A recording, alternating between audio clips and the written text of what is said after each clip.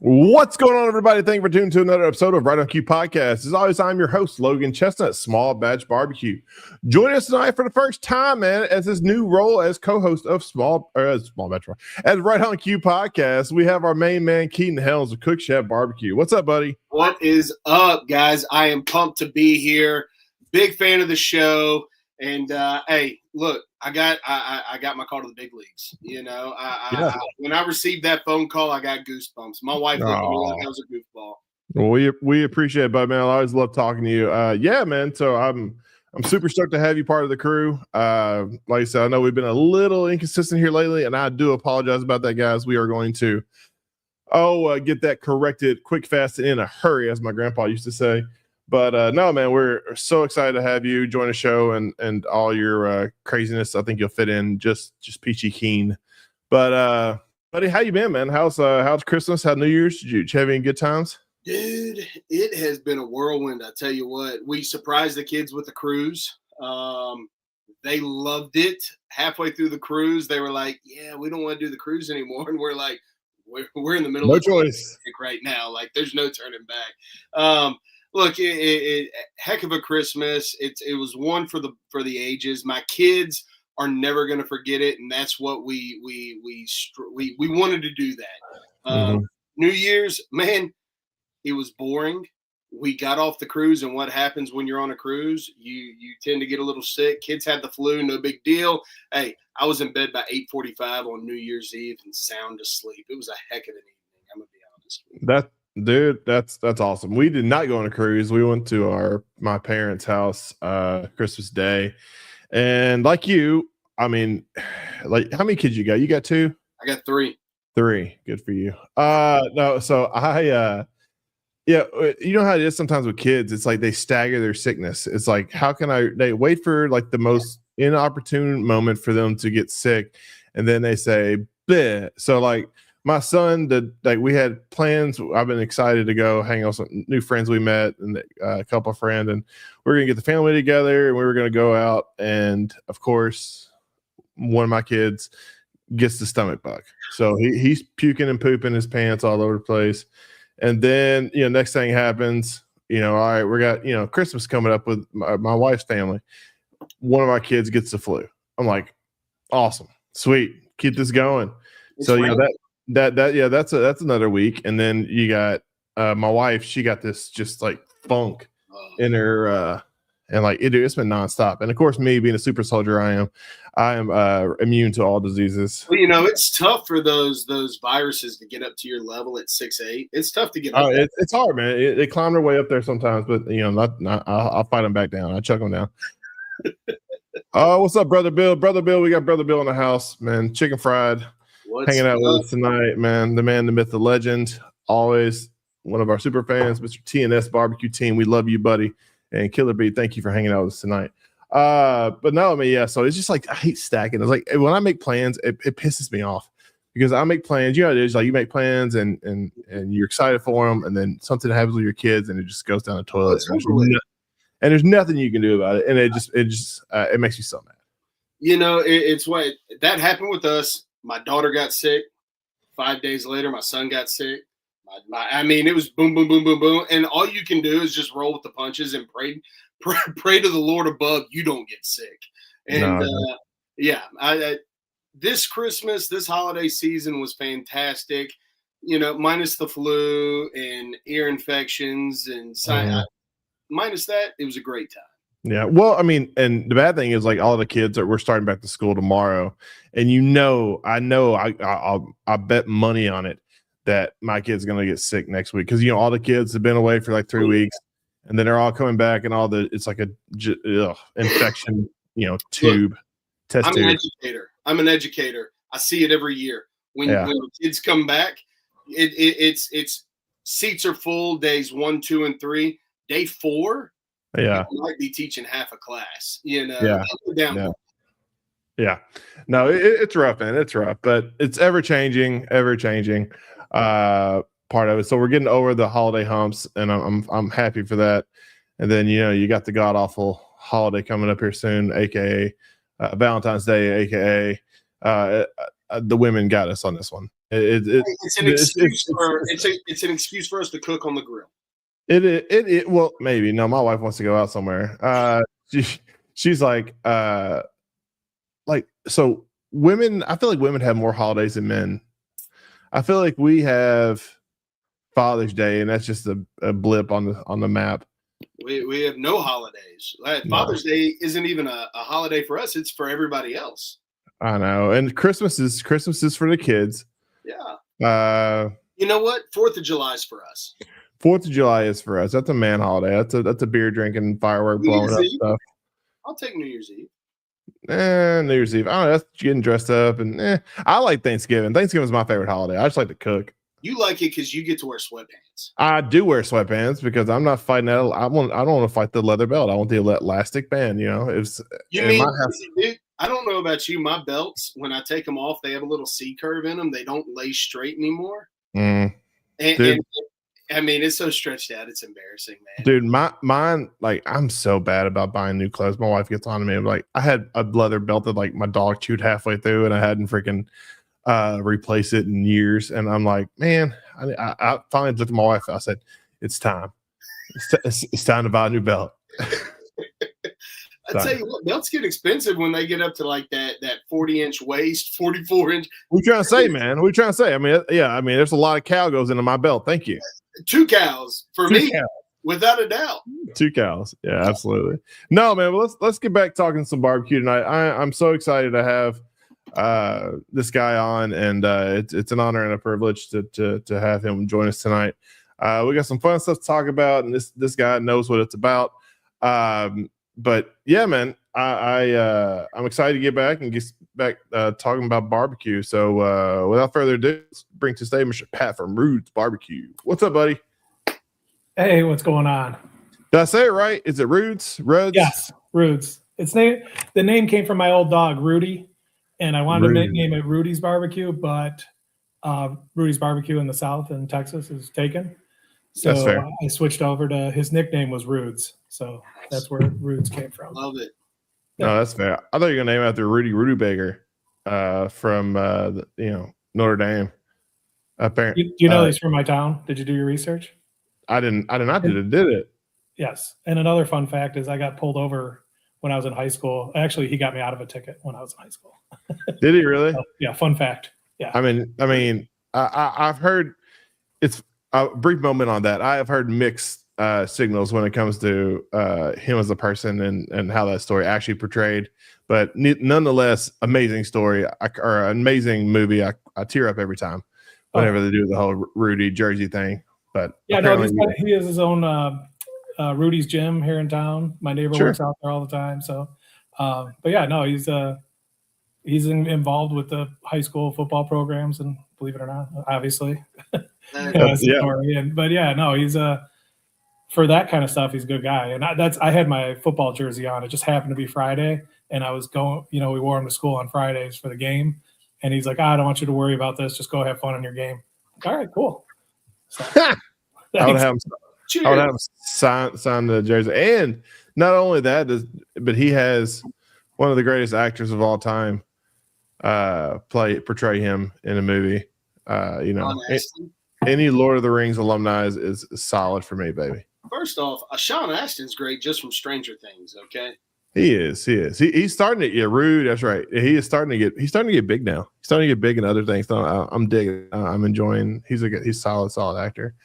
But yeah, man. No, it's how have you been, buddy? You survive all this madness, all the holidays and stuff in your house? Yep. It's tomorrow starts back to normal. The kids go back to school, so finally I can get back into my routine and all that stuff with work, and actually go out and do my job instead of trying to do it from a computer at home. So good times. That's fair. Well, man, so Pat, man, thank you so much for joining us, buddy. If you don't mind, this time of the show. I'm rusty, man. Time of the show, like, kind of let the people know who you are, kind of how you came about Rude's Barbecue, and how many years you've been doing it, man. Sure. So just completed my 3rd year, which really like the 2 full years, and then the first year I just dabbled in a couple comps, and I got into it because me and my buddy talked about barbecue all the time. He had a big green egg, and he's the one that kind of kept giving me tips and telling me how to do stuff. And I'm like, all right. And then we joked and said, hey, we should go into a competition. And about that time, he got sick, didn't go well, got cancer, but he passed away. But it was fun to keep going in that. Like, I'm going to go do this comp. And, you go out to your first comp and you're like, I don't know am I really doing it right? How come everybody lit their smokers already? Like, why, I didn't do anything yet. Well, this is my timeline, and I still remember that. But it's thinking about all the stuff and the routines we had. We worked together. We sold cars together. It was back when I was running a car dealership. And but yeah, no, it was that's kind of the initial start of it, and then just meeting all the people around here and started doing more and more and more comps. And my wife says too many, so now I got to sneak them in and be like, here, I'm just going to go to this one comp that just happens to be a double. So that only counts as one. So exactly, dude. Doubles are like I search for them because, like you said, whenever you're in it for points or whatever or anything like that, like I want to maximize my time away from the house. Like, so if I can, pick and the money as well. Like if I'm going to travel, I mean, I'd much rather do a double than I would a single. I always wondered like why people who go to these double contests only cook one day. I never understood that. I'm like, man, unless something like you're doing like a rolling double or something like that, like I would always prefer doubles. Man, I don't know why you wouldn't do a double. Be a rolling double, then another double on Sunday. Yeah. Well, the whole rolling double thing doesn't work out because it's then you're setting up, tearing down, setting back up, tearing down. I know, dude. I did one this summer, and my generator died. And it was like 100 some degrees. And that was the leg one of the rolling double. And I called down to the organizer and he got me set up with electric for the next day. I'm like, oh, thank God. I don't know how I'm going to make this work. Yeah. I mean, I did a same day double and that was madness. That I don't know if I'll do that again solo, but it's but rolling or Saturday double or Friday double, Saturday double, whatever, different day doubles. I love those. But the same day double, that's a different monster. Have you ever done one of those? I haven't done that. I've done the double rib burn. It's weird. You got to really trust your time schedule. Your timeline because you're putting on stuff and you're taking off stuff and then keeping it track. It was crazy.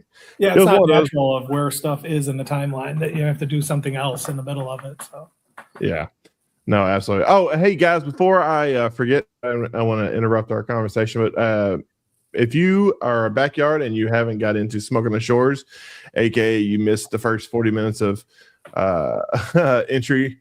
Because I think that thing sold out in 40 minutes. We are giving away on the Right on Cue podcast a free paid-for spot for all backyard people who want to enter. So in order to enter, make sure you follow us and share our podcast this week and next week, and you will be automatically entered into the drawing. So I just wanted to shout that out.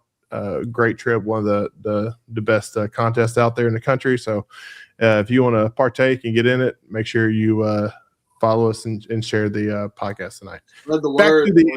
Back to the conversation. So, like, how did you kind of hear about Competition Barbecue? Because you're in Illinois, right? And yeah, it was. I saw it on TV. I'm like, oh, that was cool. And I just Googled some stuff, and I had no idea. I'm like, what's this KCBS? I'm like, what's that? And the first year I did, I think it was 2 KCBS comps and 1 non-sanctioned one, and my second comp is I cooked right next to Weeze, and I had no idea who he was, and he's like, I joke with him that we got points with him because my dad told him to shut his window, and it was like a monsoon, and then he was giving us ribs. Here, try the ribs, try the chicken. I'm like, oh, this is good. I'm like, I had no idea what good was until he won everything. First place chicken, first place ribs. I'm like, that's what it's supposed to taste like. So it's cool getting to, there's people around here that know how to cook and have no problem giving tips and this and, so helping me along throughout it. So, which is cool. Yeah. Illinois it's actually, man, a hotbed for some like pretty powerhouse barbecue teams. And it's funny when you think of like barbecue regions. Illinois is not in most people's mind when it comes to solid barbecue, but I mean the state of Illinois has got some really really good powerhouse barbecue teams in that area. It goes along with the Missouri, Tennessee, kind of belt, Indiana belt, but it's definitely competitive up there. So what's the backyard scene like up your way? Is it a lot of like the Missouri comps? Because I mean, I used to do a lot of Southern Illinois comps, but they've kind of gone away. The dinosaurs are the ones that I enjoyed. What's kind of I would say they're coming back. We have Morris. Morris was the first one I ever did, and that's been a good one for me. I actually GC'd it the last 2 years, so oh wow, yeah, knock on wood. So this year's coming up, so, but no, that's it's right down the street from me. Mm-hmm. But there's that. I mean, there's a lot of them that are actually coming around, and here comes. Sorry, hey Katie, you can hear him. Hey, go in your room. I'm on the phone thing. No. Yeah, I am. Oh boy, now it's gonna get crazy. Here, go downstairs, mom's home. And the dog went. Sorry. All good. But no, so yeah, no, they're adding more and more around here. Is the nice thing. But I do go. I'll travel to Missouri a couple times. I'll be going down to Tennessee twice, going up to Wisconsin, going up to Iowa, Indiana. So we travel enough to get to them, but at least there's enough that are fairly close. There's like three of them down in Southern Illinois, right around St. Louis. So that's kind of nice that they're still within a nice shot. So how many are you looking to cook this year? Probably 20-ish competition, individual comps. So some of those are going to be doubles. Average drive time 4 to 6 hours. What's that? Average drive time 4 to 6 hours. Yeah, there's some that are less, but obviously, like going down to Tennessee takes me probably 7-ish hours. Okay. So, but that's a solid one though. I feel like as far as like backyard, like we don't have many majors. Like we have the Invitational. I feel like that's pretty much our only real major. But Smoking Ashore for backyard is definitely up there in one of the largest contests out, and one of the best run ones as well. That's going to be like 50 teams, and it sells out in like a it's couple 40 hours. Minutes. Yeah, no, I think it sold out in less than an hour this year. Did it really? Yeah. I set an alarm to get in on it. You have to, man. It's one of those like there's how it is. Like there's certain contests out there, and backyard fills up quicker than any of the other pros on any contest, anything. But I mean, it literally like 8 a.m. and it was sold out by 9. And I just happened to be up that day, kind of just browsing, BS on my Facebook, and I saw that. I was like, "Oh crap! All right, I guess I need to go ahead." And I was texting all my friends like, "Hey, get in." Oh yeah. But it just goes to show you how good a contest it is, and the backyards. A lot of times, like I said, we here right on cue. We're big backyard supporters, and we love the backyard community. I mean, we kind of get left to the wayside a lot on some of these, pro and backyard comps that have dual comps together. It's either like the payout sucks, or the trophies are not great, or we kind of get put in a crappy area. But I mean, Smoking Ashore, I mean, you get just as much respect, and the payout's good. The trophies are amazing. The atmosphere is awesome. So it's the holy grail, I feel like. Yeah, no, they do take care of us. That's awesome. That all the stuff that's there, and I like it. Yeah, there's room for like another couple hundred teams easily. Mm-hmm. So. Yep. Speak of the devil. No, but like I said, if you didn't get in, make sure to share this pod tonight and next week to enter your chance into getting a free paid for spot, because that is it's a commodity around here. It's hard to get a hold of. But yeah. So what kind of smokers and stuff are you cooking on? Like, what's your kind of go to? They're Hunsackers that I built. Like I had the kit and just got the drum and put them together, and that's what I use. And I have my first one that I built was like just that ugly drum kit. I don't even know where I got it. Somewhere online. UDS, I ordered the kit and put it together, and it might be UDS store. So, and then but then I switched over to the Hunts. Once I saw what people were using and I looked at the Hunsackers, I'm like, oh, I like that. And you still have it? What? Do you still have your original drum? Yeah. I still use it, so it's my third one. If I go out to a Masters, I'll have 3 drums to do it. So I haven't pulled the trigger. Once I really go Masters, I'll get a 4th drum, but I can still shuffle the stuff around to not have a problem with 3. Did you go with the tall stacks, or did you go with the little stubs at the bottom? I did the tall ones, and I run the barbecue guru with the fan. And that's the only reason why I went with the tall one. I'm like, I want the tall ones because I don't want to bend over. I'm like, why would people want to bend over and adjust it all day? I'd say I've gotten really good at holding my breath or kicking it with my foot. There you go. I've gotten really good at that. Do you feel like you cooked on Huntsakers? I mean, Keaton, you cook on Huntsakers or you cook on Gateways? I've got 2 Gateways, and then I've got 2 drums that my buddy with Porky Blinders built. So I got you. Yeah. Like I've cooked on, I think I've cooked on about a lot of drums out there, and it's funny, like they're all similarly made, but they all have their own tendency. Have you noticed that? Like they all have like very different temperaments, and some cans want to run different temperatures than others. I don't know if that's just me or just me being stupid and superstitious, but like I have one can that I can just literally leave the can wide open and it stay at 300 degrees. But then I have another can that it wants to be like 250. I don't understand it. It's like same air valve and everything. You got your cans that you got to talk nice to. I got to rub them and talk to them like a talking lady. That you can do, PG-13. That's right. Yeah. Over the hand cusp. Over the shirt cusp. Yeah. No, it's definitely, you got, once you find like. So I went from like a Gateway type drums to Gareth let me borrow a Hunsaker. He's a big Hunsaker guy, and he let me borrow one. And I'll tell you what, man, they run different. It's a totally different fire management system. It took me a while to learn. They've got the slits on the side, huh? Yeah.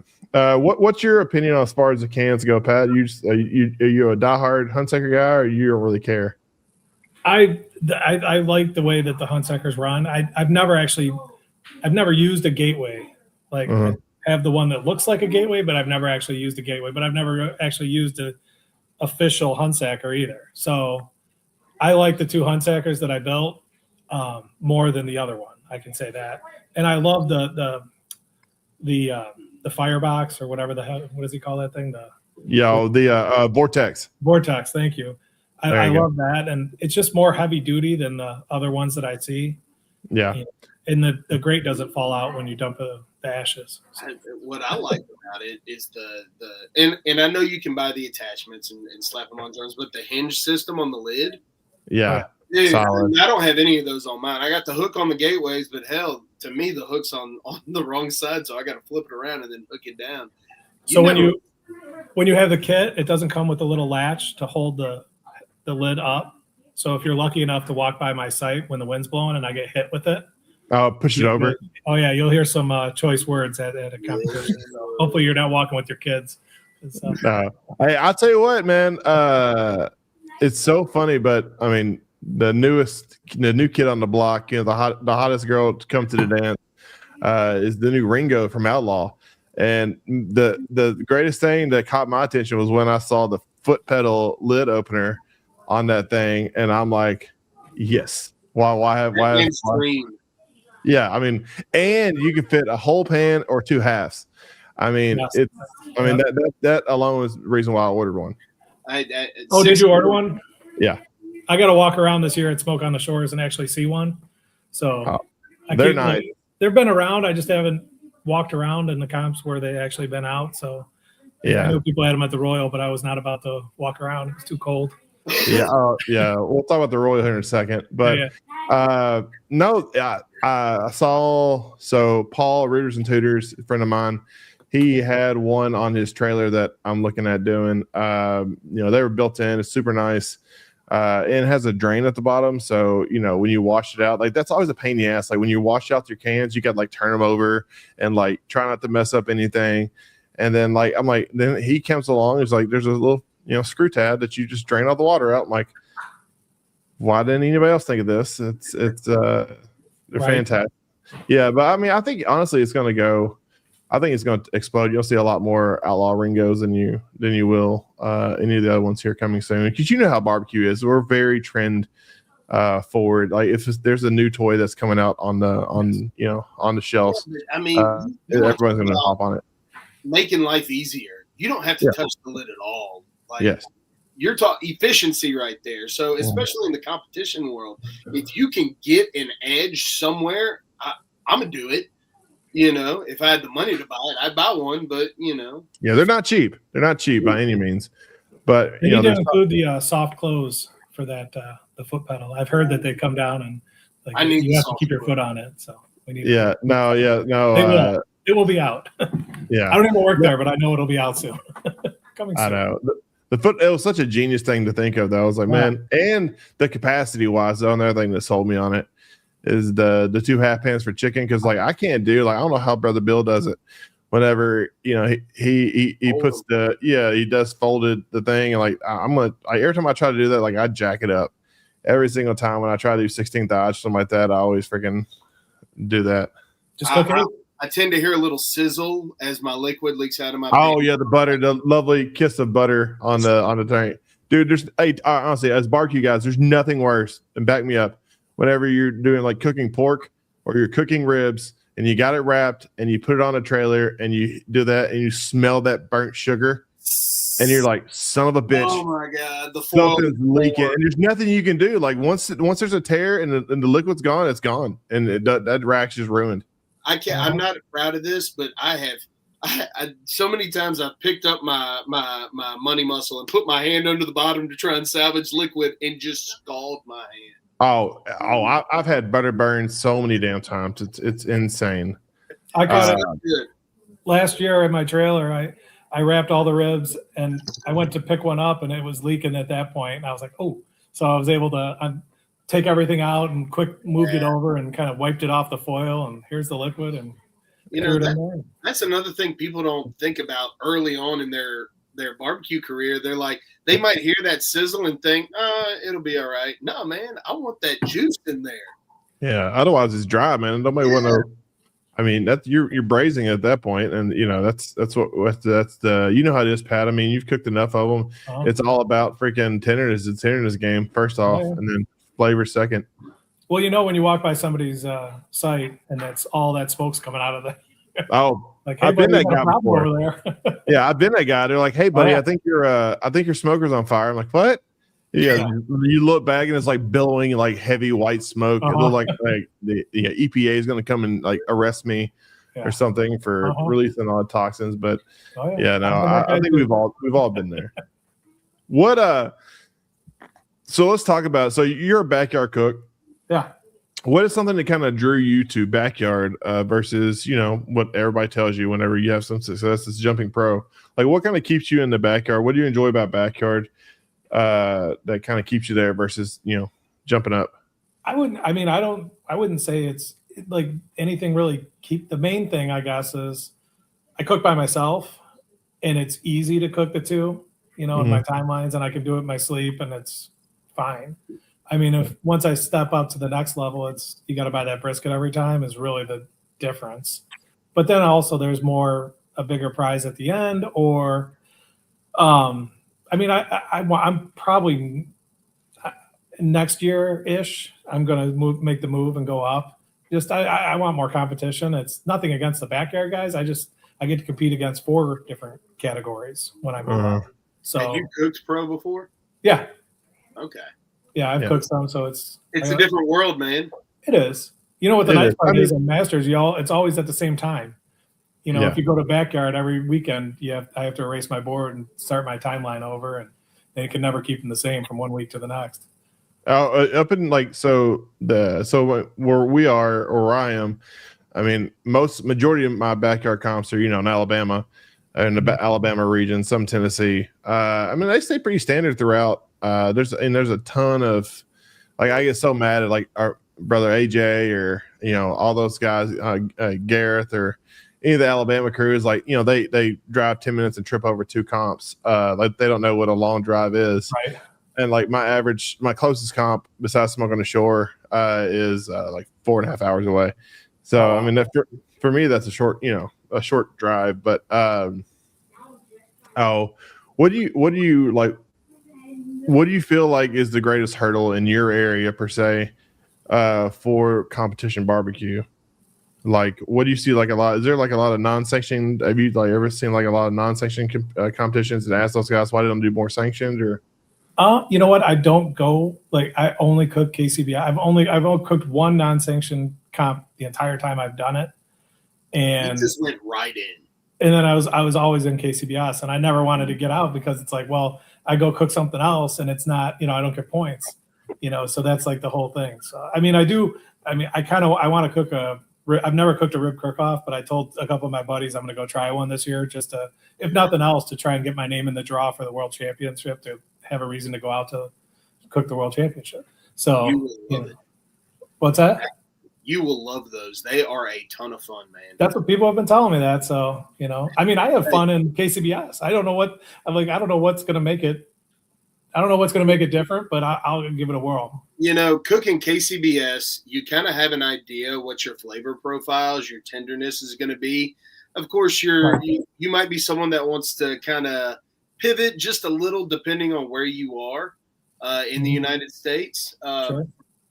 So you can really hit your stride in KCBS doing that. The one thing that is different about the Rib Cook-Off Association is you're cooking for people off the streets, which is great. But your flavor profiles you really need to gear it towards the people that are from that area potentially. Yeah. So that's always fun. You get to cook almost a legitimate backyard rib at that point. Right. Yeah.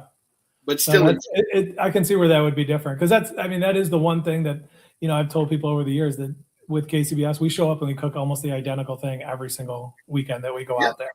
It's the same thing, every time. I'm like, they should have something different. I wish, like on TV, remember they would open up the coolers and be like, this is what you're cooking: ribs, chicken, and this.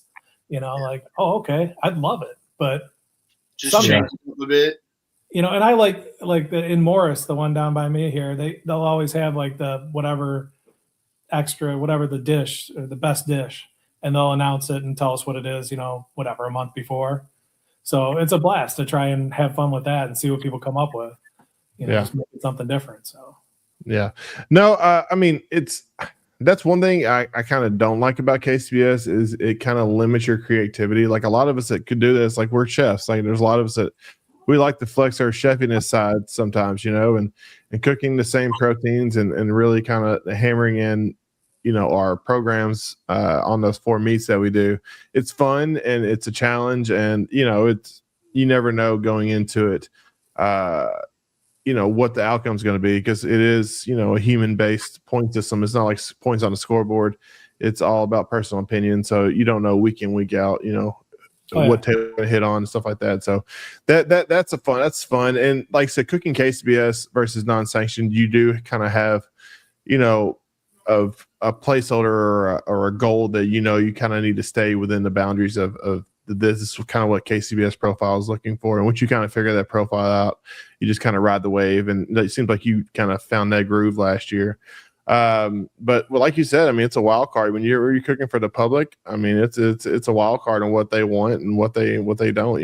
When KCBS, you're cooking the best average barbecue you can, versus I feel like with Rib Association or something like that, like I don't know, swinging for the fences would be a good thing or not. It just who knows. I know the last Rib Cook-Off I did, I thought outside the box. I was swinging for the fences, and it worked out for me. I thought the rib was too sweet. I turned it in. I threw my gloves down. I walked away. I got to hear my name called. So, you never know with those types of associations or just, it can really leave you a little stressed because you don't know, like you're just hoping and praying that you were able to put your thumb on the right person, Yeah. Absolutely. Have fun with it, man. Yeah. No. Oh, yeah. Absolutely.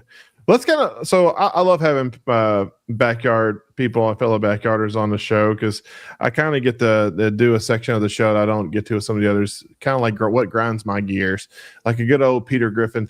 It really grinds my gears. What what is something I'll say something personal that it kind of irritates me with the lack of respect. Sometimes I feel like backyard gets, but what is something that kind of like irritates you that you've seen that backyards have to deal with more so than say the roadside?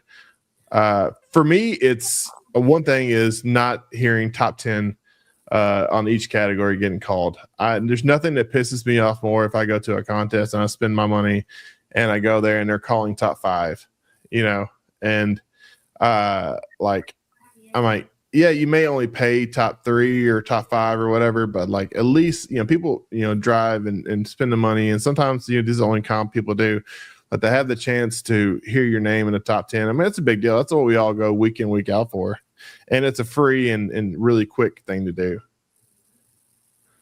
What about you, Keaton? What's something that kind of irritates you when you cook backyard? All right, so you want to talk about top 10? We cooked a comp this past year, and I think there were 12 people in the comp, and I'm like, oh God, they're going to call top 10. If I hear 10, that's bad. So, I mean, I'm not saying that grinds my gears, but I mean, I can understand why some people don't do it. But I mean, the grinding gears, I mean,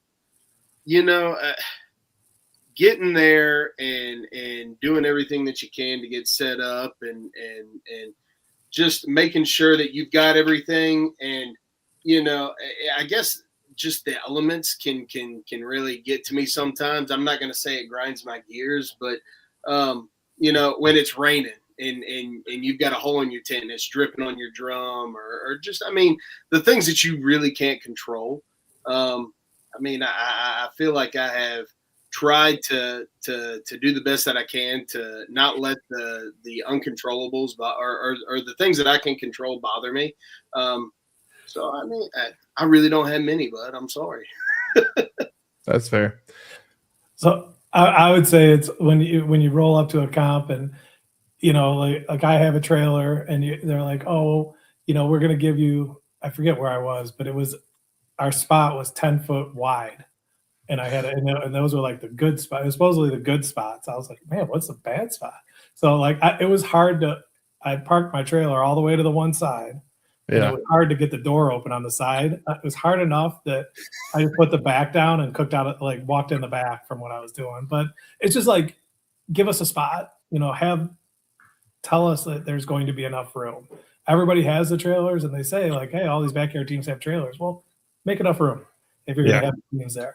And that kind of stuff. Like, it's just, hey, if you're the Masters in the same, and you'll be at the same comp, and the Masters have like a 75 foot by 30 foot spot.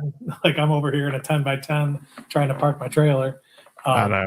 And a lot of those guys have the bigger trailer setups than I have, but it's still give us some. Absolutely. It kills me. Like some of these setups they got, it's crazy. Like they had like the 50-foot RV. And then they got also like a 30-foot pull behind trailer, like cook trailer behind them. I'm like, dude, I don't know how. First of all, I don't know how the hell you drive that thing.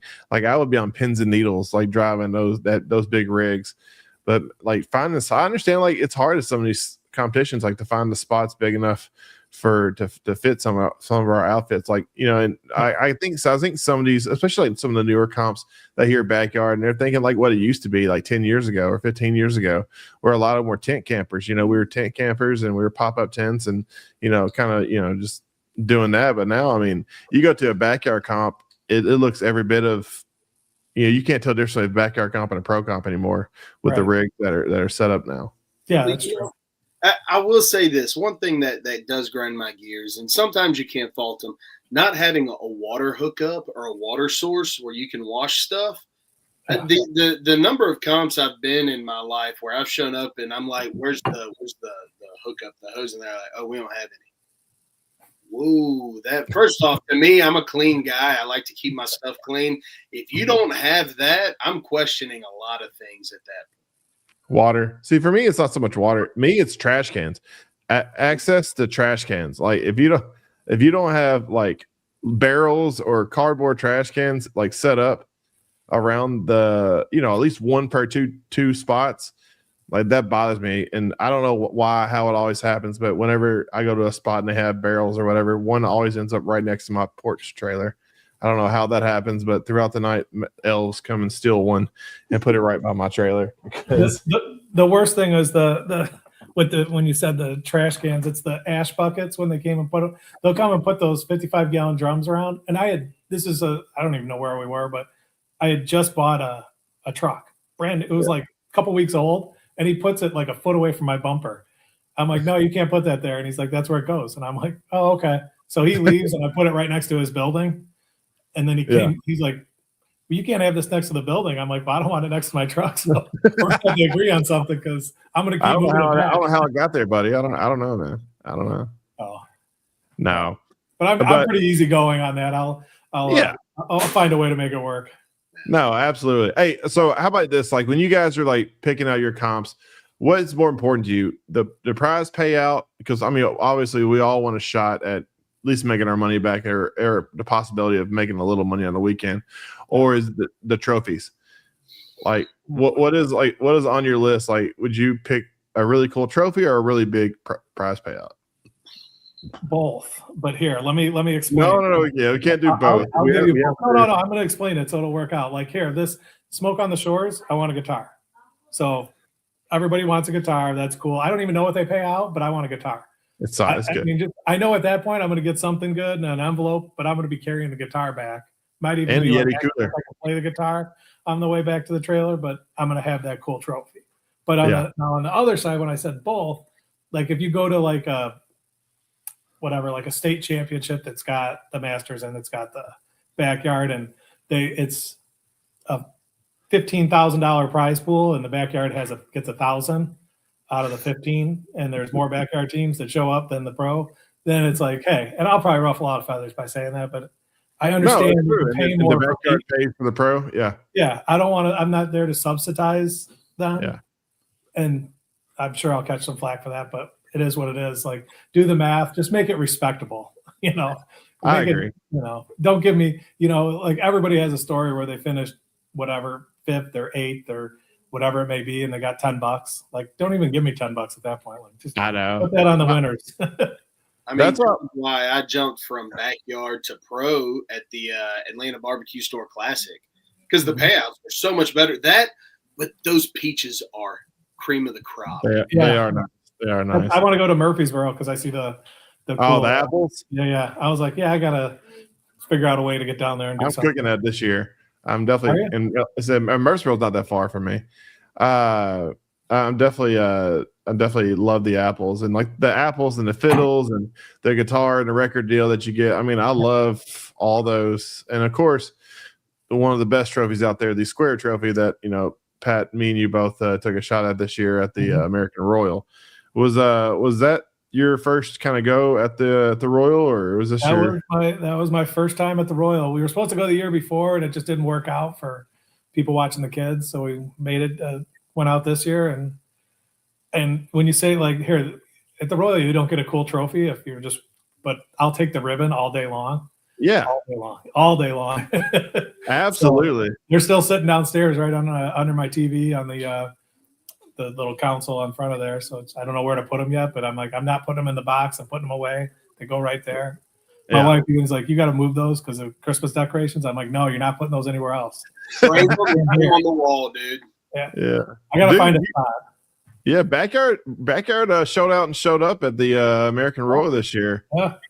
I mean, you heard your name. Weeze cracked me up. He left and he got 2 calls. I was like, holy crap, he's in it. But yeah, no, the American Royal, that was my first main voice this year as well. Cooking with my boy Cotton, and man, it was a blast. It was so fun to see everybody, because I mean, I met teams from New Zealand. I mean, all over the world, people show up and fly in for the American Royal, and it's such a really cool atmosphere. And I never realized like how massive the speedways are. Like there's just massive, properties and tracks and stuff like that. It was and the elevation, like the grade on there is like that. Like you think you look on TV, it's like that. No, man, it's like that. Like good luck running up one of those things. Yeah. No, it was an awesome time. I can't wait. Hopefully next year the weather's a little bit better. Yeah. It's at least it didn't rain, so I can be happy with that. But I was cold after awards. I was miserable in my on the navigation. I was trying to type in the address of the hotel, and I wasn't even coming close. Just let me try. I was like all over. My hand was shaking so bad. I'm like, all right. But no, it was a blast. And yeah, I mean, to be able to, we got a call in chicken, then nothing else. And then we got 15th overall. And I'm like, whoa. And then I'm seeing everybody come up on the stage. I'm like, damn, these guys are like idols. I'm like, I was just hoping to like someday do this, you know? And I didn't even realize I got a 700. I was like, they're like, all these people got 700s. And I was like, and then it hit me. I told my wife, I'm like, hey, we got a 700. I'm like, like, I didn't even know. Like, that's cool. Yeah.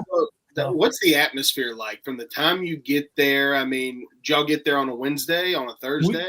I rolled in on Thursday. Yeah, that was Thursday night. The doors on Thursday with the backing in the trailer. So you know, like when people say like that's a true good sign that a marriage can stay together. Well, we had that moment. Yeah, like trying to get in between everybody and get it where I wanted, and I'm going Wednesday next year. Definitely going Wednesday. Yeah, if you got a trailer, it's a must. You have to be there Wednesday. Yeah. And that's when a lot of the parties and stuff are. Like Wednesday, Thursday, it's a big parties, like corporate parties and you know, sponsor parties. But I pulled a Brad Leininger. My buddy Cotton, he got there Wednesday and got set up, and I flew in to Kansas City airport, and he was already set up when I got there. It was really nice, but it was a little chilly. It was a little chilly, but did you Uber into the infield? Huh? Did you Uber into the infield? No, he picked me up. He picked me up. That would have been a good story. You should have took a limo. Man, you missed an opportunity. Right next year I'm gonna get a limo to the infield. That's awesome. No, it's a blast, man. The Royals are a different monster. It's so huge and so, you know, the gravitas of what you're trying to cook for and who all's there. It's just a who's who of barbecue. I mean, you don't only have to cook perfect, you have to just get lucky as hell too. And I'm so happy to see our good friends, Rooters and Tooters, finally get their due and get them a world championship, because that's definitely like when they won that, it's not one like, oh wow, those guys. It's like, oh yeah, that makes sense. They definitely I didn't get to see, was there a special hat, a special ear presentation for the invitational at those awards for the winning of it? Was there something that was brought out? You know, she always has like the pig ear. Oh yeah, no, she put her. I told that story before. Like we're friends, and I was over there before when they were cooking, and we were kidding around. She goes, "Now, if we win this thing, I want the crown and the robe, and I want to jump off stage and you catch me." And I'm over here freezing my butt off, and I thought she was kidding, and nope, she did it, and she was looking for me, and she jumped off, and I had to I couldn't feel my arms. It was so cold. I grabbed her. I was like, I got you caught her. Yeah, I got it. But no, man, it was a blast. I'm definitely wanting to do those next year. Like, I've never cooked the Backyard Royal. Pat, have you ever cooked that? Yeah, the Backyard Royal is just a regular competition. Yeah, I know. I feel like it's like the Backyard Royal is like you tell somebody you're going to Paris, and it turns out you're going to Paris, Tennessee. You know, you're not going to the real one. It's like the Jack used to have the Shade Tree division.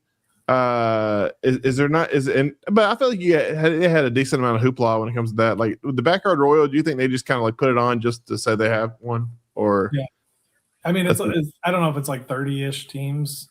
I don't even know if it was a full 35 or not. But yeah, no, it's just like a regular comp. It's, you know, and you're at the old place like downtown or whatever, and West Bottoms, I guess is. But you're sitting under the freeway or whatever road that's over there. But no, it's nothing. I went the last 2 years, but it's nothing crazy exciting. Yeah, it's not anywhere near the new one. I hear though that that's going to move over to their new facility whenever. Yeah, not next year. I heard about that. Not next year, but I think the year after. Yeah. I don't even know. It sounds like they're not even going to move the Royal to their new place. They are. I think. I think they are, but not next year. I think it's going to be the year after. So that's what Rod said. So I don't know. Cool. Yeah. But no, a lot of changes, a lot of stuff going on throughout. Speaking of changes, man, we got some a big change. I know a lot of people are tuning in to kind of hear about. Man, I think it's been a long time coming. Because we've all talked about it. You know, whenever we cooked competition barbecue, Oh, sorry. The new American Roll facility won't be done for 5 years. So excuse me. My apologies. So 5 years definitely won't be next year then. So 5 years, check it out. I'm excited to see it, but the Speedway is super fun. But no, back to the rule change for KCBS. Like I said, one thing is as competition cooks, especially in KCBS, I think we all can agree the one contest, if we could only choose to go to one a year, it would be the Jack, correct? I mean, I know that's on top of the list for all of us here. And unfortunately, to be even in the running for that, you have to cook for meat. So I think that's one of the major reasons why I want to cook for meat moving forward. But I still love my backyard people, and I still love my backyard family. And it made me hesitate to ever make the jump because, according to the old KCBS rules, once you do, you can't go back. I can't cook with my friends. I can't cook in Alabama, and that was definitely a negative draw for me. But now the new rule, from what I've heard, is they're going to getting rid of backyard altogether and doing 4 meat, 2 meat category. Pat, kind of want to kind of talk about? Yeah. Oh, So I'm on the working committee or working group of trying to get this figured out. So basically for this year, the biggest changes are for backyards. You can do as many Masters comps as you want. So have fun, go out. Scoring is the same. You get points for Masters, you get points for backyard, whatever you're doing, unless you do one of the open ones. So if there's 10 open competitions, I believe, where you'll compete heads up against the Masters, but you'll get points for your backyard. But it's just basically allowing you to do whatever and cook, whatever comps you want to do and not really be limited. And in the effort to push people, not push, but allow them to test the water more than 3 times a year, or 12 overall, or 12 overall. It used to be just 1, and then they moved it to 2. Like if GC. You won one, like if you tried one and you won it by accident, then you're like, oh, sorry, you're a Masters team now. So it's like, but now it's just open. So it's easier to do, and it's still. And then once we get going though, after in 2027, they're going to have the 2 meet, 4 meet. The biggest question is right now is the scoring of how exactly it's going to work, and it hasn't been finalized yet. And that's why I if you see me at a comp, I'll probably ask you about like, what do you think and what are your thoughts? Because I'm trying to get as much feedback as I possibly can to say what it's going to be. But however, if it's going to be the 2 meet team of the year and then the 4 meet team of the year, or if it's going to be combined and then there's individual teams of the year, who knows? We got to figure that all out. But it's basically, I run through it all in my head and see where there could be a problem. Like if there's a problem, if you think of a possible problem, call me, let me know, message me. Let me try and figure it out before, because the last thing I want to do is try and work through something that doesn't work. So I want to make it as perfect as we can possibly make it. And the only way I know how to do that is cook a bunch of comps and ask a bunch of people about what they think, because it should be all of the cooks. Everybody that's cooking, we should be the one making the decision of what it is. This is our stuff. Let's figure it out the way that we all want it to be. So the more people that I can talk to, both Masters, both backyard people, let's figure it out. And I'm excited. I would love it's going to be interesting to see who competes in, like, who drops down to 2 meet out of and who moves up in 2027 and how they get that figured out, because I feel like there'll be different things, and I think it's going to just bring more competition, bigger contests, bigger prizes. I think there's a lot of stuff that can come out of that, to where backyard already has a good following, but I think it might be even more, and there might be some people that dabble and go back up, because I'll cook more Masters. Like I told my wife, we at the awards, if we get a bunch of free entries to Masters this year and our drawing, then I'm going to Masters. I'll figure it out. Yeah. Instead of selling them, I'll just keep them, because instead of like last year, we just traded a bunch of them away. So now I'll just hold on to those and go cook those comps. So there's no limits. So, but yeah, I think it's a good natural way to go. And then also they're kind of come up with, like, still have like the 1 meets and more of a mentoring process that goes through is kind of another one of my goals, is to help some of these backyard teams that are just coming up, or pair them up with a Masters team, or park them next to a Masters team and be like, here for the one meet, you guys are help each other out, and just get the Masters teams that want to volunteer to do it, or backyard teams that have been cooking a while that want to volunteer to help somebody else out that's just coming in. Because, you go to a comp and there's like people that the first one and they don't know what they're doing, and I'll offer to help, and I'll tell them, hey, if you have questions, let me know. And I feel like that's the only way to keep growing that sport that we all love. From a promoter standpoint, do you think it will be easier for them to kind of advertise these when it does go to the 2 meet and 4 meet? I mean, does a promoter offer both at every single one? Because, I mean, it maybe I'm wrong in the understanding. If you cook the 4 meet, you have the potential. Could you still have the potential to be team of the year for the 2 meet, or do you have to? I think you have to announce it at the beginning of the year if you're cooking for 2 meet, 4 meet. Those points still go to. So you're talking for 2027 when it's 2 meet and 4 meet.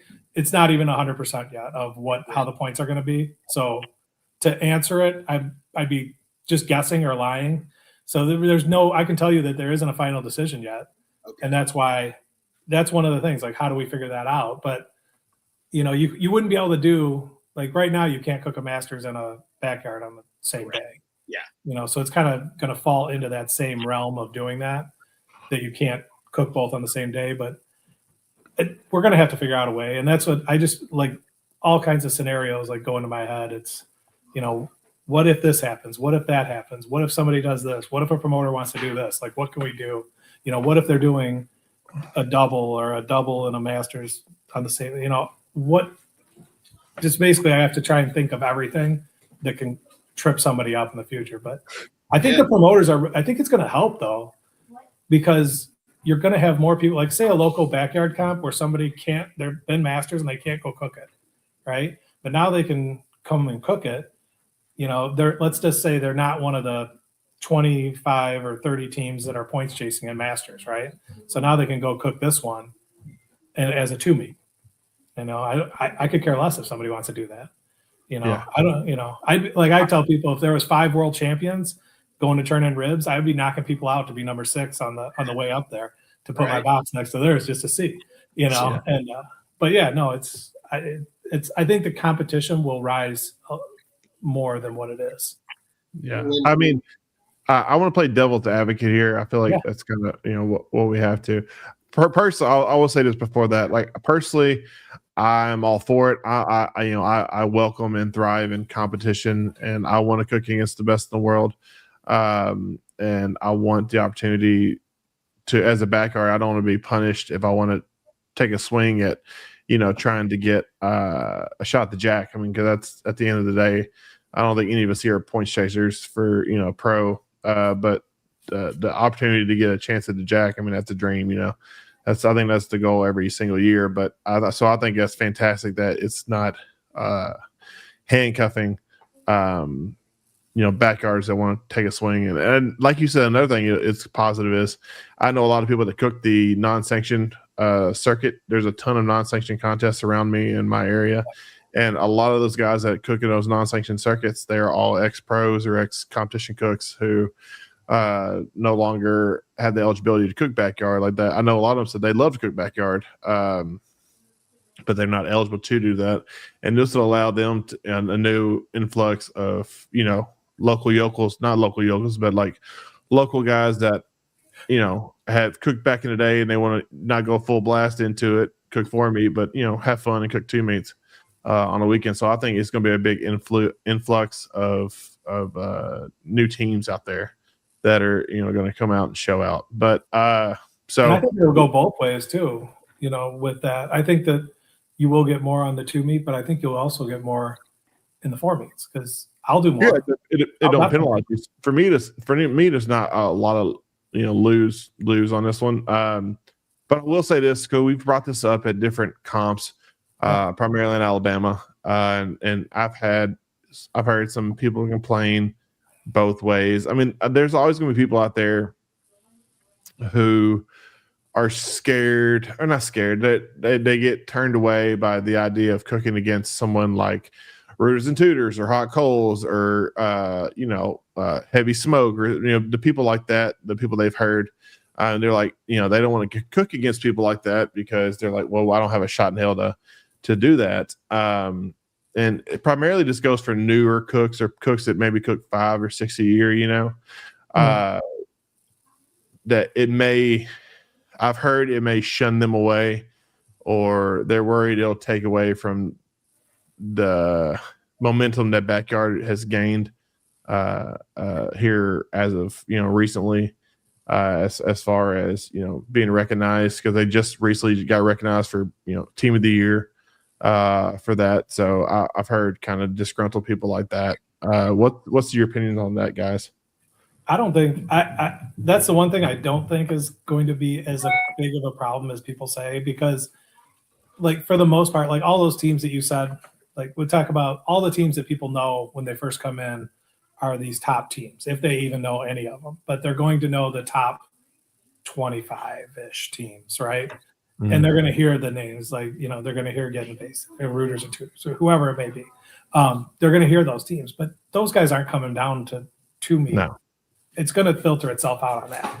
And by the same token, if you go to enough backyard comps, the same people are getting calls a lot, so it's already, that's happening already. They have the stats on it, some wild stat of only like a small percentage wins so many.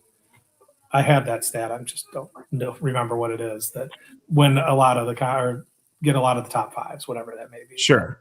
Yeah. I mean, it's going to filter itself out. I don't think people are going to get that upset, but I think also the good thing for these teams that are just coming up, or even somebody that hasn't been doing well, once they get into this mentorship type, like One Meat Ribs, that's where it's really going to, I think, would help to, like, a team that's not as experienced to cook next to a pro team.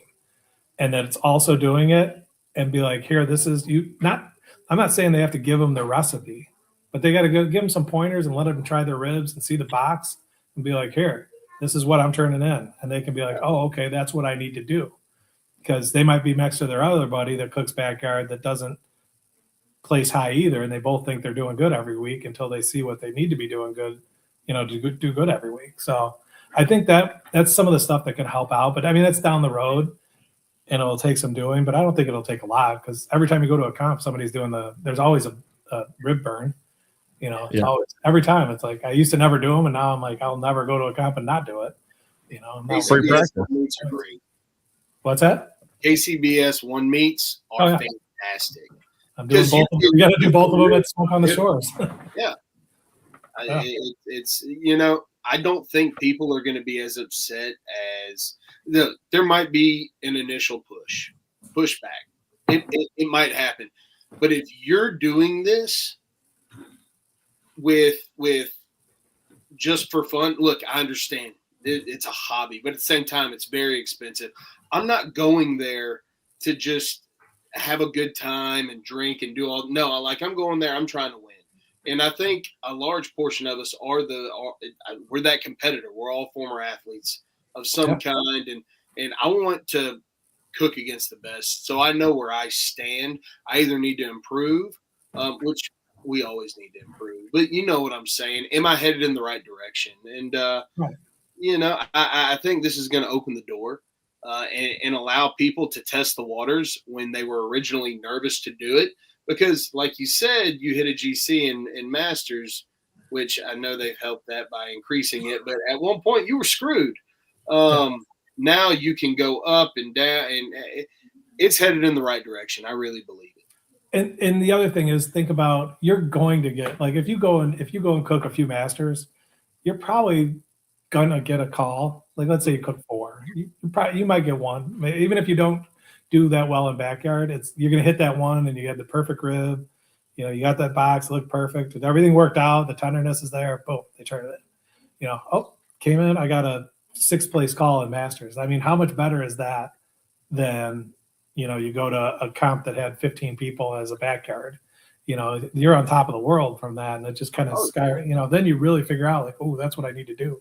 I pulled a 6th place brisket at the Atlanta Barbecue Classic this year, and I cooked pro. That was my first pro. I got a 6th place brisket, And I looked at my wife. I'm like, we did it. Oh, yeah. And we were in the red so much. But I was so pumped. I was ecstatic, you know? Yeah. Hey, I Absolutely. against the best. And it was a positive affirmation. It reassured me that I'm headed in the right direction, you know? Yeah. Well, it's like we're talking about at the Royal, you know, we cooked at the Royal, like, you know, we got 13th in ribs and you got, you know, a couple top calls. I mean, yes, 13th, but I mean, you look at like the competition, like if I know you guys do it too. Like you look down the line of teams that you beat, and there's some pretty big teams that you beat, you know, that day. And it's a good pat on the back. It's a good feeling. And, you know, you go against the best and, you know, you're seen and you're heard. I think that's what we're all after. And, I think it's a great thing. I think it's definitely a big positive going forward. I hear the naysayers and I hear, you know, some of the gripes about it, and it's valid. But we got to evolve. Like KCBS has to evolve. We have to add. I'm just, this is going to be my soapbox. I think I'm going to push for 2026. KCBS has to add a live fire aspect to the cooking competitions to bring in more sponsorship and more public activity. Pat, I know we've talked about this on the phone, and Keaton, me and you've discussed this as well. I mean, the overwhelming response that, you know, Hondo had, you know, down in Texas, like that was one of the major barbecue events in the country, and it was the same weekend as freaking the American Royal. I mean, that just goes to show you that's what the people are searching, and that's what the people are seeking, is like a live fire aspect or something to draw the public in to these comps, because, you know, barbecues, like everybody loves barbecue. It's all over the cooking networks. I don't know if you guys are big cooking network fans, but I mean, there's so many barbecue shows on Cooking Network, and people love barbecue because we all grow up doing it in America. It's a true American thing, but now it's international. But we have to add a live fire aspect or something like that to competition barbecue. Well, that's how you're going to keep it alive. It brings sponsors and right now you've got people that barely come out of their trailer. I mean, if you're bringing the public to what are they watching? They're just staring at a bunch of generators running. Yeah. Well, that's the other boring thing about the competition is not, if you're somebody from the public and you go to watch, even if everybody is outside, you can talk to them for a minute, but then you go to awards, if you actually stay for awards and you don't know anybody, you didn't try any of the food. The only food that you got was from some crappy food truck that was there, and you're at a barbecue competition, you didn't get any of the good stuff. And this is coming from one of my friends that lives out in Kansas City. He's telling me he went to the Royal before I ever went there, and he's like, no, it's stupid. And I'm like, why is it? I'm like, well, I know all the people, so it's better. And I'm like, you got to come. He came back out, and he's like, all right, this is fun. Well, he's got to hit those corporate parties. I mean, if you're a public, Joe Schmo public, I mean, the corporate parties is where it's at. Yes. Yeah. But no, we have to. Once we get this sorted out, I mean, like I said, I've talked to Rod about it many times, and a lot of the board members, you know, live fire aspect cooking is the future of barbecue. I see that Memphis MA is adding it this year. I saw that CBA or some other organization. I can't remember. Don't quote me. I may be wrong. Sorry, Texas boys. But I know they're also introducing live fire into their competitions as well, and I'm all for it, man. I'm a out the closet pyromaniac. Like anything I can play with fire, like I'm all for. Just give me an excuse. Does the event insurance go through the roof when you introduce live fire? I mean, another page of waiver that you need to sign. Right? Yeah, I mean, I think it's just another waiver form that we have to sign, and I mean, I can only imagine what the insurance premiums are now because it's all a bunch of, you know, grills and stuff like that already. Right. But I think it's the next level of barbecue is live fire cooking, and I'm all for primitive cooking. I like it. Yeah, I'm for anything, basically anything that can add something onto a comp to make it more exciting. Yeah. Like I have a blast, don't get me wrong. I just want that extra excitement. Whatever it is, if it's live fire, if it's something else, that it's just another opportunity to get your name called. So that's how I look at it. And like a competition junkie myself. So Yeah. What's your opinion on another good thing about pro versus the backyard scene? Like the one thing I didn't like about backyard is if you're not hitting all cylinders on both categories in backyard, you have no chance at GCing or no chance at doing well. Like if you don't get a first and a third or something like that, like you have no chance. Like the cooking for meat side, like you can get a fifth, a fourth, an eighth, and a ninth, and you can walk away to GC on the thing, You know what? And I've told some people this, and this came from one of my other buddies, but I would, instead of going to 2 meat, make it 3 meat. Yes, pork. Just have pork at every single one. And then to go up to masters is simple.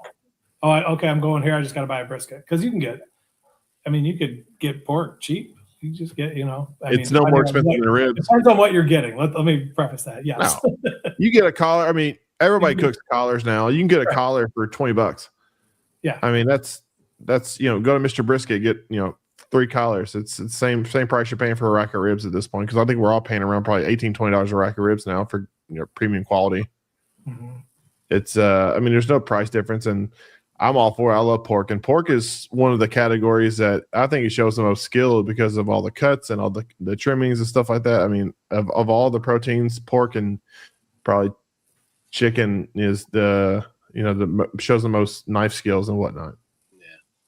That's like I said that about masters. If to get to GC and masters, just get a call in chicken and get a call in brisket, and the other two, the ribs you're probably going to do decent because you cook them all the time, and then the pork is kind of the wild card. But as long as you're there, you're going to get those two will bring you up, and the other ones should fill in, and you do pretty well. But just my thoughts. Absolutely. All right, man. Well, Pat, this is the time of show. You've seen the show where I like to ask the guests a couple of random questions. Okay. That you don't think too much about, and whenever you're ready, just let me know. Go ahead. All right, man. If you're going to a barbecue contest, what is one thing you always have with you? You cannot say your thermometer. Oh, that's easy. You got the Apple Watch. Got the Apple Watch. I would lose my way if I couldn't set a bunch of timers on it. That's fair. All right, man.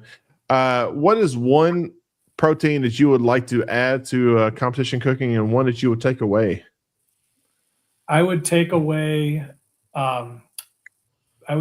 brisket, but I would not completely. I'd bring it back like every 3 or 4 years, and then switch to like tri-tip, and then switch to like a steak, and then switch to I don't even know something else, and then go back to brisket. Like brisket would keep coming back like every 3rd year or 2nd year or whatever it may be. You like a rotating protein on the last one? Rotating beef category. And that way I like tri-tip. Love cooking tri-tip. But I mean, it'd be fun to cook some different things and still have that beef category. Beef ribs. Hell yeah. Beef ribs. Sure.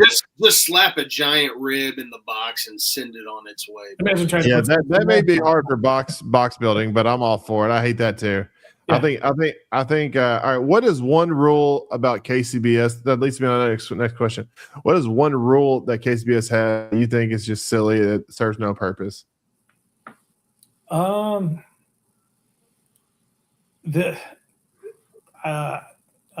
the cut, like I would say the having to wait for a meat inspection. Yep. I think it's goofy because, like here, it's like a golfer's rule. You got to call your own penalties. If you're going to bring your stuff out already done and ready, I mean that's on you. That's just whatever. You're going to lose. You can't par cook it and win. And the thing is, you could, if you really wanted to do it, you can game the system and just have another cooler if you really wanted to get around it. So, I mean, I know you can have it inspected by people there, teams there, but sometimes the organizer gets mad that you did that. And it's an argument or whatever, or some comps that won't do meat inspection until the morning of, and you're there on Friday doing nothing. Yeah. So that's kind of but that's not all KCBS. I just think they should do away with meat inspection altogether. Yeah. And if you just have it that you can't, the rules are that you can't pre-season and do all that stuff, pre-inject, but somebody's going to call you out if you start doing it. Oh yeah. Hey, this guy's doing that. Okay, well, you're going to get asked not to come back. Yeah. But I don't know what the purpose, like what advantage you get if you pre-injected. The only thing I think you pre-injected wouldn't destroy it would be brisket. But even then, I mean, no. Right. I don't know why you would do that. I don't. Yeah. I don't know why. What are you going to inject your ribs 3 days before? Absolutely not. Yeah. All right. Next question: if you have a walk-up song at the awards, what song is it going to be? Oh well, here I did the last year was "Sweet Home Chicago." All right, from the Blues Brothers. From the Blues Brothers. Solid. Very nice. All right, man. Well, if you have a meat Rushmore, who's going to be on your meat Rushmore? Wow, I have no idea. Well, that's not an answer. That isn't an idea. I'm trying to think who. It could be competition, barbecue in general, or just both biggest influence on you in the barbecue community. Okay. So, let's see. So I'll put my buddy Rich on there. He's the one that got me going with it. My dad taught me when I was young of getting how to do stuff. I took Ferg's class, so he can be on there. That's the only class I ever took, so I'll give him a nod, and we'll put Brad on there too because I don't know that I'll ever see another season like he put together this year. So no, he's definitely the Tom Brady barbecue for sure. Yeah. All right, man. All right, last question, man. Being from the great state of Illinois, what is the best pizza you have, and what is the most overrated pizza in the state of Illinois? Got it. So my dad grew up on the south side, and that's the thin crust. So the tavern style thin crust, and that's Nick and Vito's. And everybody can tell if you're not from around here because the sign actually reads Vito and Nick's, but everybody that's from that area, it's Nick and Vito's. So it's kind of our thing. Now I clued you in on it. And then I would say like anybody that comes into town and they're like, we're going to go get Chicago style deep dish pizza. Lasagna. Like, no, we're going to go over here. So like I'll have people that come in from out of town to do a training or something. And they're like, the last guys, they're like, we're going to go to this place we found. It's called Giordano's. I'm like, we're going down to the south side. And they're like, are we okay to be over here? I'm like, yeah, you're all good. And it's an old school pizza place. But that's my go-to is Nick and Vito's. Get some old styles going. A couple of pizzas. Yeah. So you're saying Giordano's and Luminati's are the overrated? Yes. All right. Fair enough. The fast food of pizza. The fast food of pizza. Yeah. That's Chicago deep dish pizza, a.k.a. lasagna. It's good, but it's fulfilling. Yeah. It's like anytime you want to eat 10 pounds of bread, get you a deep dish. Absolutely. All right, man. Well, guys, Pat, thank you so much for coming on the show. This is the time of show. I'll allow you to give all your shout outs. Do you have any sponsors or anybody you want to give a shout out to? This is the time of the show. Oh, sure. I got Weekend Bum was on here. What else do we got? Sofa King just came on with them, and Smokestack. And then I got Tischler's is my local guy that gets me all my meat and stuff from there. So am I missing somebody? I'm trying to think of the picture on my truck. That's fair. If I'm missing you, sorry. So yeah. No, that's fair, man. Well, Pat, thank you so much for coming on, dude. We appreciate everything you do, and I look forward to talking to you more about the whole upcoming changes that are coming to the KCBS. And thank you for representing the backyard community in that endeavor. Absolutely. Thanks for having me on. I appreciate it. Yes, sir. Take care. All right, man. That's it. That's our show, guys. Thank you so much for tuning in. We truly appreciate you hanging out with us tonight. You could be anywhere in the world, but you chose to be with us, and we appreciate that. Shout out Hova, Jay-Z.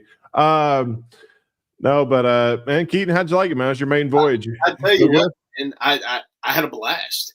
I tripped up a little with the grind my gears. My brain went blank. It is what it is. Yeah, that was pretty weak. We're gonna talk about that on the HR meeting. Yeah, I know that's my fault. Look, it's all good. We got a little controversy, and you can't be scared to ruffle some feathers in the great game of barbecue. That's what we're all about here. That's what you got to do, my boy. That's what you got to do. You got to get the people that want. They love controversy. But no, guys, thank you so much for hanging out with us. We truly appreciate you guys. And if you like what you heard tonight and like seeing our beautiful faces, make sure you give us a like, share, and subscribe on all your platforms, Apple, Spotify, YouTube, We are everywhere, guys. So make sure if you want to hang out with us week in, week out, you have to follow us and give us a like so we know you love us because we love you guys. Also, tonight, if you didn't hear at the beginning of the show, I am giving away a free paid-for spot for the backyard division there at Smoke on the Shore, one of the premier events of the country. So, guys, if you're not one of the first 45 minutes to sign up and you missed that, here's your one and only chance, I would think, to earn a free pay-for spot. And to do that, you have to like us, follow us, and share our podcast. Share this one, and we have next week's. And after next week's, I will take all the entries and enter them and do a random drawing. And that's how we'll go. But I appreciate it, guys. That's our show, and make sure you tune in next week for another great episode. And maybe we'll see our friend here. Who knows? But until then, when it comes to barbecue, make sure you're always right on cue. See you guys. That's all, folks.